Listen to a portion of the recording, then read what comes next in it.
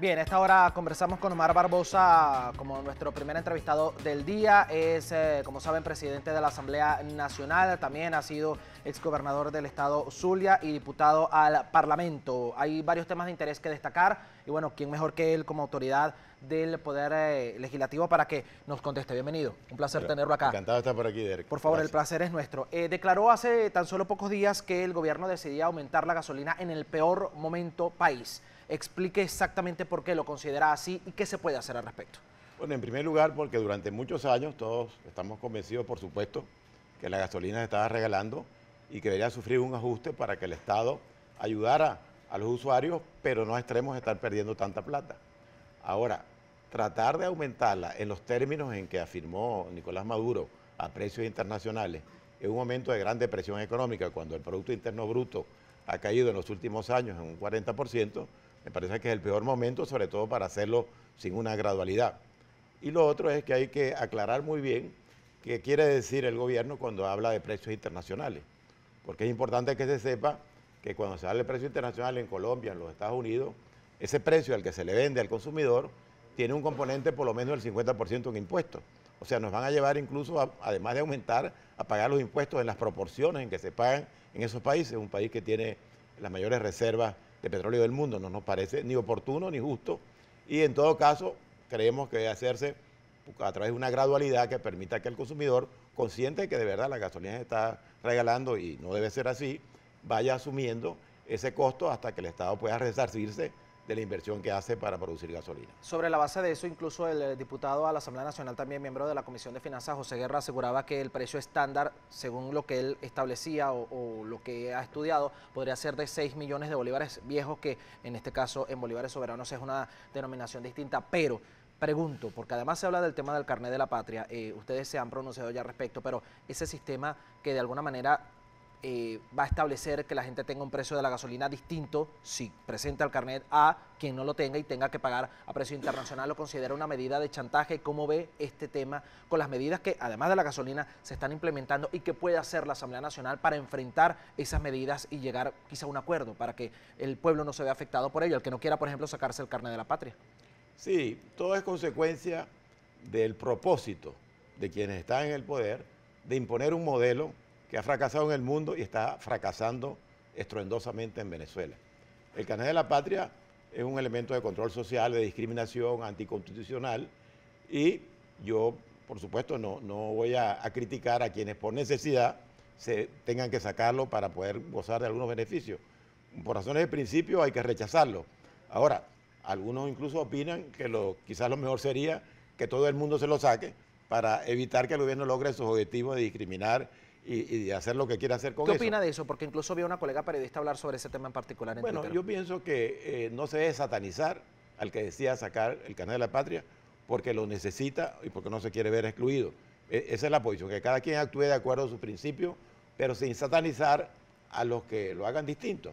Ellos dicen que tienen 17 millones de carnet de la patria, ya bueno, si nomás que sacaron 5 millones de votos, quiere decir que no todos los que saquen el carnet de la patria son electores de ellos.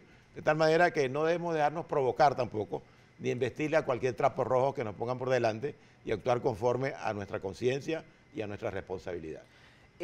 Varios televidentes, incluso cuando escriben a través de @primera página, que los invito de igual manera a que le hagan preguntas si lo desean, con mucho respeto siempre, como lo comento, le han preguntado a qué personas de oposición, cuando se sientan a políticos, qué están haciendo, qué van a hacer, por qué no se pronuncian sobre tal o cual tema. Está la Asamblea Nacional, pero también está la Asamblea Nacional Constituyente y el gobierno se ampara en esta última para tomar decisiones de distinto tipo, porque no discuten directamente con ustedes, sino que todo va sobre la base, en este caso, de la Asamblea Nacional Constituyente. ¿Qué pueden hacer ustedes como Poder Legislativo para además dar respuesta a esos más de 14 millones de venezolanos que los eligieron en algún momento y que a lo mejor se sienten desasistidos por la situación país que estamos enfrentando y por lo que incluso el gobierno ha minimizado en cuanto a la Asamblea Nacional, que es un poder legalmente constituido?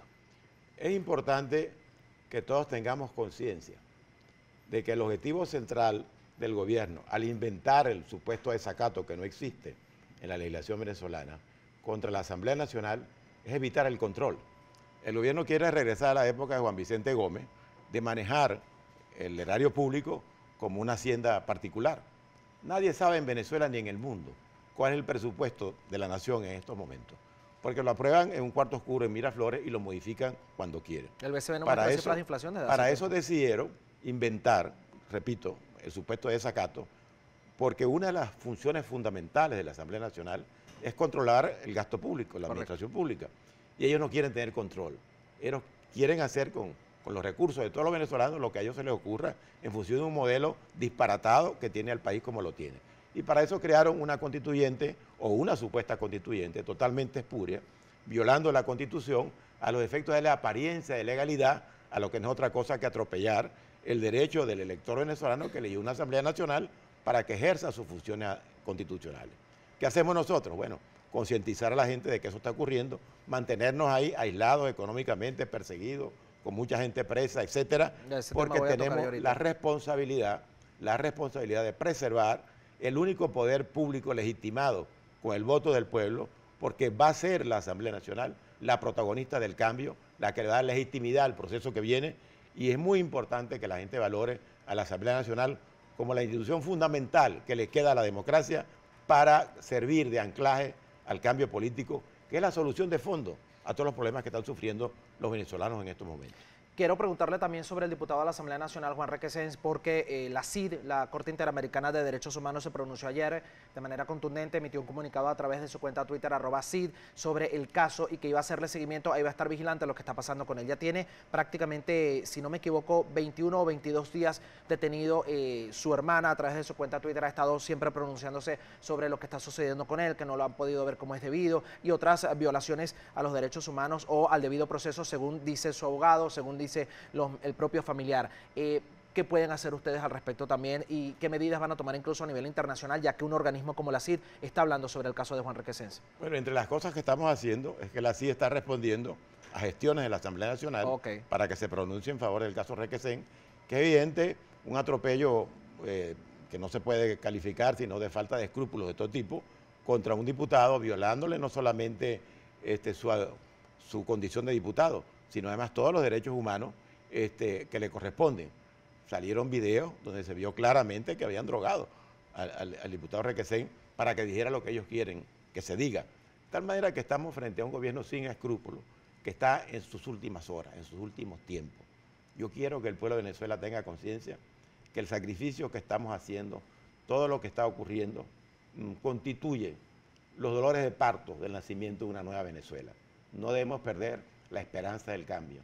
No debemos de dejar de reconocer nuestros errores y rectificar lo que haya que rectificar para estar unidos, para hacer política de verdad, para unir a los venezolanos en función de la solución de fondo, que es el cambio político. Este es un modelo fracasado y que con lo que está ocurriendo en estos días, en la economía, en la vida de la gente, es una demostración palpable de que la solución urgente que Venezuela necesita es cambiar de modelo, cambiar de gobierno y enrumbarnos hacia una democracia moderna que respete la Constitución y sobre todo que respete el derecho de todos los ciudadanos.